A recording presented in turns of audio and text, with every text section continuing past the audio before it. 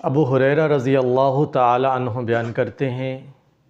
ان رسول اللہ صلی اللہ علیہ وسلم قال، رسول صلی اللہ علیہ وسلم نے فرمایا،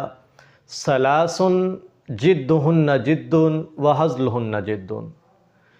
تین چیزیں ایسی ہیں کہ جن کو مذاق کی حالت میں کیا جائے یا سیریس حالت میں کیا جائے، مگر شریعت ان تین کاموں کو، ان تین چیزوں کو سنجیدگی سے ہی تصور کرتی ہے، سنجیدگی سے ہی مانتی ہے، چہ جائے کہ آپ نے وہ ہنسی مذاق میں ہی وہ تین چیزیں، وہ تین کام کیوں نہ کیے ہوں۔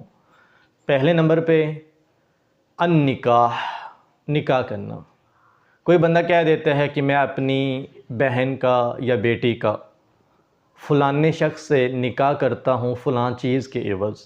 اور وہ بندہ آگے سے کہہ دیتا ہے کہ مجھے قبول ہے، اور پاس بیٹھے دوست کہہ دیتے ہیں کہ ہم اس چیز کی گواہی دیتے ہیں، ہم شاہد ہیں، تو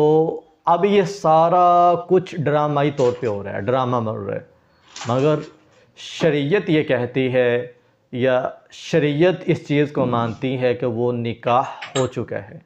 وہ اب حقیقی میاں بیوی ہیں،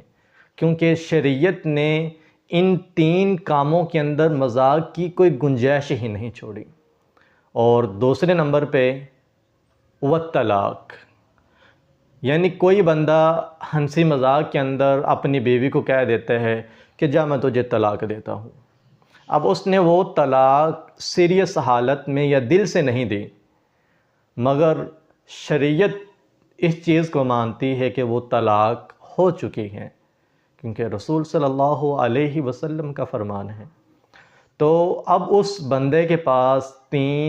ثلاثۃ قروء، 3 مہینوں کی لمٹ ہے کہ وہ اس کے اندر صلح کر لیں۔ اور تیسرے نمبر پہ فرمایا والرجعۃ، رجوع کرنا۔ رجوع کس سے کہتے ہیں کہ کوئی بندہ اپنی بیوی کو طلاق دیتا ہے سیریس حالت میں، سنجیدگی کے ساتھ طلاق دیتا ہے، تو اب رشتہ دار اکٹھے ہو گئے، بیٹھے ہوئے ہیں، تو اب وہ رشتہ داروں کو ناراض نہیں کرنا چاہتا، وہ کہہ دیتا ہے اوپر سے کہ میں صلح کرتا ہوں، میں رجوع کرتا ہوں، مگر وہ دل سے نہیں مان رہا، وہ صرف مزاح کی حالت میں ہی کر رہا ہے، مگر شریعت اس چیز کو مانتی ہے کہ وہ رجوع ہو چکا ہے، وہ صلح ہو چکی ہے، اب وہ دوبارہ اس کی بیوی بن چکی ہیں۔ تو ان تین کاموں کے اندر شریعت نے مذاق کو بھی غلط قرار دیا ہے، اور ان تین چیزوں کے اندر مذاق کو شریعت قبول نہیں کرتی۔ اللہ سبحانہ و تعالی ہم کو